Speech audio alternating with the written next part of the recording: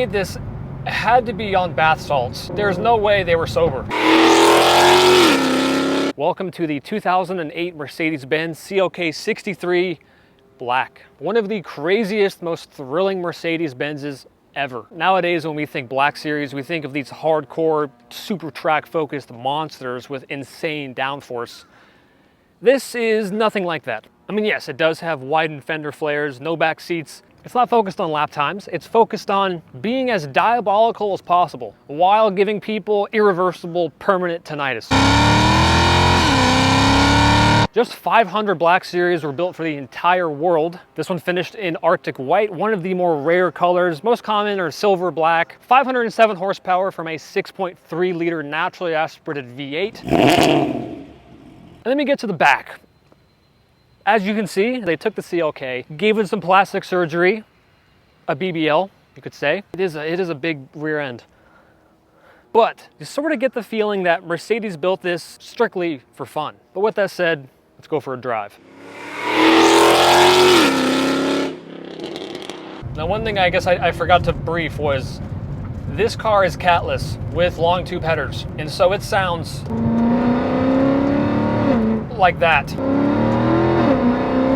Oh, that is a very lively back end. Cars are notoriously tail happy. So 507 brake horsepower from a 6.3 liter naturally aspirated V8.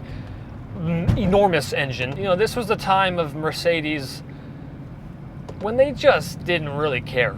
They kind of were just like, just make some, they would just put anything out and say, have fun with it. Nowadays, it's a bit different. Now they're very track focused, beating lap records. This came from a time period, right? The best era of supercars, or just cars in general, as I always say, like the mid 2000s. Cars were just different. They had a lot more personality back then. Much better exhaust notes. 0 to 60 in 4 seconds. Top speed is 186. It is a 7-speed automatic transmission. Obviously, it is a pretty dated transmission at this point.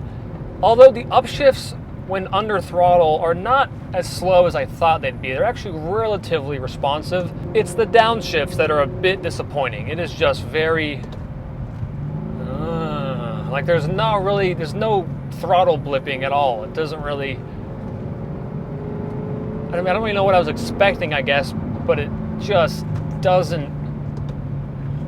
and the whole car slows down. It's just lazy downshifts. But if you can get over that, just focus on the upshift.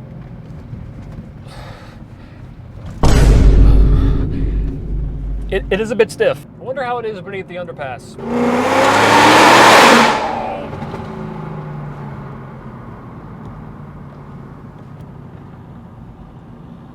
That was the most absurd thing I've ever heard. I love how heavy the steering is. It feels... Turn-in is sharp.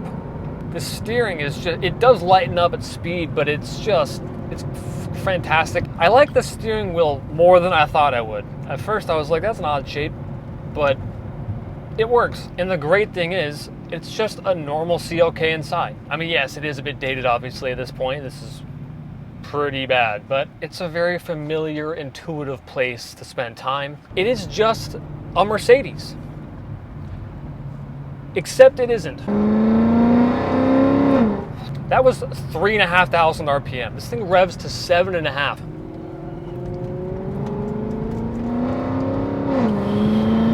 You kind of just got to roll into the throttle, because otherwise you will die. It's got carbon brakes. Compared to this, the original CLK looks laughable. Just lame. It's crazy what those fenders do.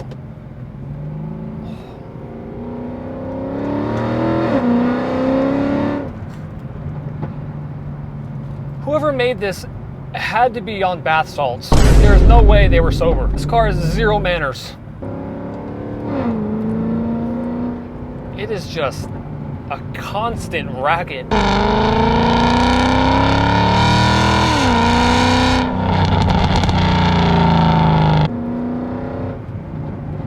I would rather have this over a Porsche. I just would. I mean, so much more exciting, thrilling. A Porsche is a better car, much more delicate, well-engineered car, but this is just...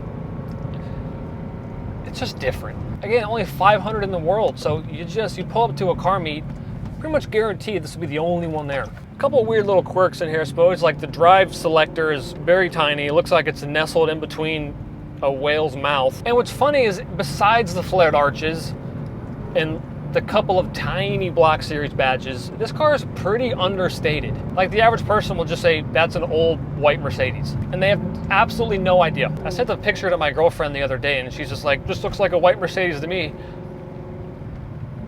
A massive carbon fiber rear diffuser looks incredible.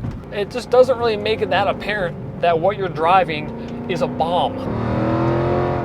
If someone asks, what does God sound like? This was one of Jeremy Clarkson's favorite cars of all time. He did own one, and his review on this car was one of the best Top Gear reviews of all time, in my opinion. On anything other than dry roads, it is extremely lively. Quite tail happy, even under partial throttle. The traction control must stay on. Sounds dangerous. I've just always been so curious after watching that video how this feels. And prices on these cars, this car was like $120,000 when it was new, and almost 20 years later, it's still 120 grand. This car's got 49,000 miles on it. You get these cars in a handful of colors, mostly silver or black. White is somewhat rare, and the rarest is red, although they did make one, I believe, factory OEM matte silver. God knows how much that car's worth. I do think it looks excellent in white, but at speed it feels solid. Like, it just feels very well made. Not a ton of vibrations. Like, we're doing 60 right now. It feels like we're doing about 30. I could be completely sideways in this car, and then I have this seat which feels like a bear giving me a warm embrace from behind, telling me everything will be okay. And then you die. They really don't make cars like this anymore. They just don't. Everything now is very muted. This is just a fuck it kind of car. Like, it just doesn't, again, it just feels like Mercedes made this for shits and giggles. Like, there was no motive other than just having a crazy fun time. It's so nice to be in a car that just celebrates and embraces having a good time. Like, it's not that serious. I think if you were to go buy one of these right now, you would not regret it. Although I will say, the stock cars, they do sound really good, obviously. They're a little quiet, I think. This is what you need to roll into it.